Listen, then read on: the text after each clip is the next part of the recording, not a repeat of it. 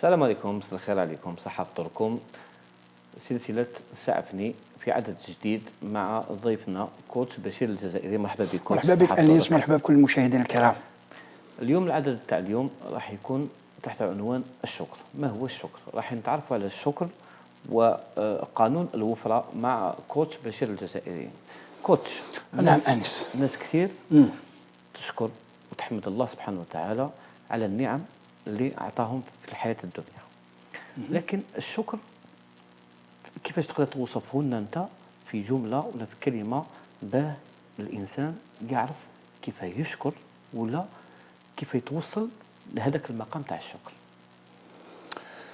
هي موضوع طويل شويه أنيس، كما العاده والعوايد احنا نحاولوا اننا نلخصوا هذا الامر في هذه الدقائق من هذه الحصه او من هذا العدد. اللي حاب الوفره في حياته، اللي راه حاب الوفره في حياته، من نقولوا كلمه الوفره ماهوش قصد تاع يعني ماديات فقط، حتى الوفره في السعاده، حتى الوفره في العلاقات، حتى الوفره في قوه الالقاء، حتى في الوفره في المال، في كل هذه الامور. اذا الوفره واش هي العلاقه مع الشكر؟ هي اول حاجه. لو كان نسالك سؤال انيس الان ولا نسال المشاهدين الكرام، هل انت تشكر الله سبحانه وتعالى في حياتك، أم علينا أن نشكر لله سبحانه وتعالى؟ هنا الإنسان يعني بطبيعة الحال هنا كبرمجة للأسف الشديد حاسبين أنه هذا الشكر هو شكر الله سبحانه وتعالى، ولكن ربنا سبحانه وتعالى واذكروني أذكركم، واش يقول؟ واشكروا لي ولا تكفرون. واشكروا لي ماشي بالنون، ماشي واشكروني، يعني فيه اللام، فيه اللام. إذا ما هو الشكر لله؟ هنايا راه كاين واحد المعادلة أولى أو مرحلة الأولى، هي الشكر لله سبحانه وتعالى. ما معنى الشكر لله سبحانه وتعالى؟ هي الشكر لله هو الخروج من التملك إلى العبودية لله سبحانه وتعالى. هذه النعمة اللي راهي عندي الآن، وبعد نتكلموا عليها بعد قليل إن شاء الله، هذه النعمة اللي راهي عندي الآن ما لازم ليش نعتبرها أنها تاعي. فإذا اعتبرتها بلي أنها تاعك معناتها بلي أنت ساتي، صح؟ أكيد. ولكن لما تعتبرها أنها لله، تعتبرها أنها سترجع إلى الله سبحانه وتعالى، لأنه في آخر المطاف سيرث الله الأرض ومن عليها، صح؟ إذن هو الوارث الوحيد لكل ما خلقه الله سبحانه وتعالى. فهنا لازم أن النعمة نعطوها لله سبحانه وتعالى. إذن هذه النعمة، هذا المخدة، هذه الوسادة اللي راهي أمامي الآن هي عبارة عن نعمة، فهي لله سبحانه وتعالى. إذن هو اللي أعطاها لي وهو اللي يسترجعها. هذا هو الشكر لله، يعني نسب النعمة للمنعم. عندك صح كوتش، بصح الكثير من الناس يعتقدون أن النعمة هي فقط في يعني نعمة الأكل ربما، أو نعمة الأولاد أو رزق الأولاد. كاين ناس كثير تنحصر في هذا المجال، صح. يعني تشكر النعم. هناك نعم غير مرئية ربما ولا غير ملموسة، صحيح. كيفاش يتوصل أنه الإنسان يشكر هذه النعم الغير ملموسة؟ شوف، راك تقول في الكلام تاعك راك تتكلم على شكر النعم. لما تقول تخيل انت يا مانيش عارف انا هذا اللباس اللي راك لابسه، ولا مانيش عارف هذا التفر، هذا التفر هو عباره عن نعمه، صح ولا لا؟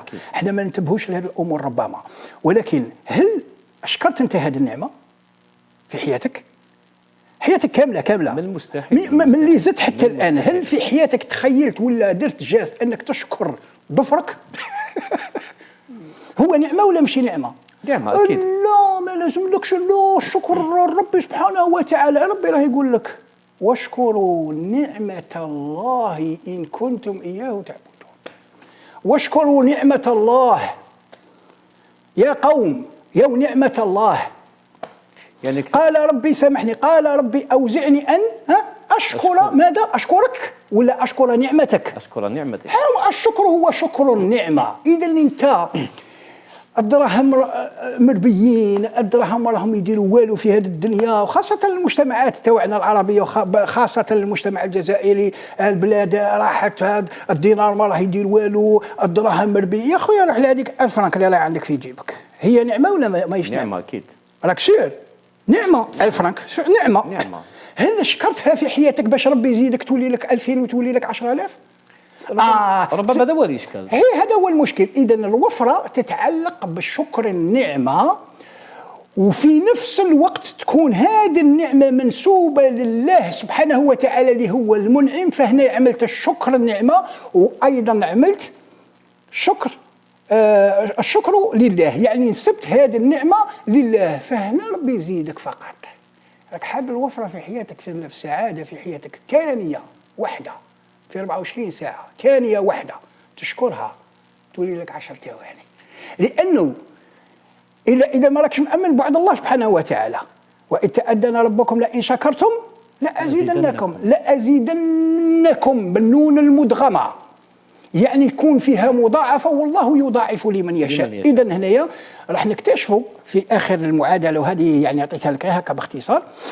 هناك مرحلة أولى الشكر لله، النية تاعك تكون دائما لله سبحانه وتعالى، أوكي. والمرحلة الثانية هي شكر النعمة في حد ذاتها لله سبحانه وتعالى. وثالث مرحلة وهي الأخطر، هي أن الشكر ما هوش قول يا حبيبي. علمونا أن الشكر هذا قول، هذا من المعتقد، ما هوش قول. فعملية الشكر هي عمل، هو فعل، راك تقدم في عمل. فلما تعمل على الشكر، واعملوا آل داوود شكرا، اعملوا عمل ماهوش قول كما نقولوا حنايا. قال الحمد لله شكر الله كذا وكذا، ماهيش هذه هي. قاعد تشكر في ربي من اليوم القيامه، ما زادكش ماهوش شكر، لانه لئن شكرتم لازيدنكم. نعم فقط برك ربما كان انسان كي تقول يعني بهذه الطريقه انه تشكر نعمه بحد ذاتها يعني تقدر واحد يشكر كاس، واحد يشكر سيارته، واحد يشكر. لكن هل المعتقد بالخصوص المعتقد الجزائري هو اللي خلى انه هذاك الانسان ما يقدرش يشكر النعمه بحد ذاتها، هكا يحكم الكاس ويشكره ويقول له يا الكاس نشكرك على هذه النعمه. الله فيك. هل المعتقد انورمال جاي يعني اشكال. نمد هذيك الانرجي، هذيك الطاقه تاع الشكر والامتنان تجاه هذاك الكاس. راح نقول لك كلمه خطيره وربما المشاهد تبان له غريبه نوعا ما، راح نوعا ما يفهمك. وهذا الكاس هذاك يتحاور معك، يعني النعمه تتجاوب معك. شكر النعمه. الانبياء لما مثلا كما سيدنا داود عليه سيدنا سليمان عليه السلام، لما ربي هب لي ملكا لا ينبغي لاحد من بعدي، ربي هذاك نبي الله راه يهضر مع ربي سبحانه وتعالى على المباشر. واش راه يحتاج دراهم، يحتاج فلوس؟ لو كان ماشي محتاج الشكر باش يحس بالنعمه تاع الله سبحانه وتعالى. فاذا كل يوم تتعود نفسك وتدرب نفسك انك اي حاجه مانيش عارف انا تنوض الصباح من تنوض تحل عينيك تحس بالعينين كعضو وتشكر لله سبحانه وتعالى، فربي يزيدك اكثر ويزيدك افضل ويزيدك اكثر. هل في الوقت يعني الحالي دروك كوتش الناس ما تشكر يعني بطريقه بجديه، خلينا نقولوا بكل صراحه، يعني هناك من يربط علاقه الشكر الا بالصلاه، يعني يشكر ربي سبحانه الا بعد كل صلاه، سواء في التسبيح سواء في الاستغفار سواء في. شوف انا نقولها لك، انا مع وعد الله. هل ينبغي ان نشكر النعمه بدون توقف، يعني بدون؟ انت السؤال تاعك راني نشم فيه واحد الرائحه هكا تاع راك تقصد انك تقول لي علاش الناس كلها ما تشكرش، بورتون الامر واضح. في وعد الله اكثر الناس لا يعلمون. شكون هما القليل؟ قليل من عبادي الشكور. تعرف شكون الشكور؟ ماشي الشاكر، الشكور هو اللي يشكر ضفره، هو اللي يشكر سنته، اللي يشكر لي كورد فوكال تاعو ويحس بالنعمه، يشكر هذه القعده. كيما انت بار اكزومبل يزيد وهكذا وهكذا وهكذا. دخلت دراهم، نقول لك يعني الناس تبغي الدراهم بالبزاف، يعني وهذا ما هوش عيب، يعني بالعكس شيء مطلوب، وهذا نقدموه احنا في الجلسات وكذا. اشكر هذيك ال1000 فرنك، ماشي انت خايف على هذيك ال1000 فرنك كي لا تروح لك. هذا جحود، ما هو الشكر. فالجحود يزيل النعمه والشكر يزيد من النعم. إذا الجحود، لما نقولوا كلمة الجحود، ربما أحيانا حتى تكون ملياردير ربما في حياتك، ولكن لما ما تشكرش ما توليش حاسب بالذوق تاع هذيك النعمة، فهذيك النعمة تولي بعيدة عليك ولو أنها راهي محيطة بك. فهذا هو الخطأ اللي رانا نرتكبه. في الآخر كوتش، نعم. في آخر العدد يعني كيفاش راح نكسبوا الوفرة؟ دوك الناس راهي تسائل، راهي تشوف في هذه الحلقة. تدرب على انك تشكر يوميا، وجدي بيان يوميا ندير خمسه تاع نعم. عندك خمسه تاع نعم، ما تقوليش ما عندكش النعم، خاطر هذه امبوسيبل.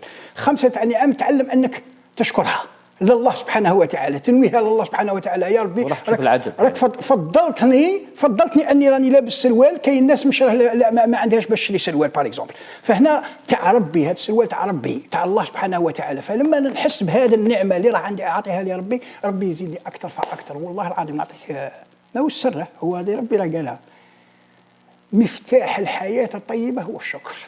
بارك الله فيك كوتش. فيك بركه.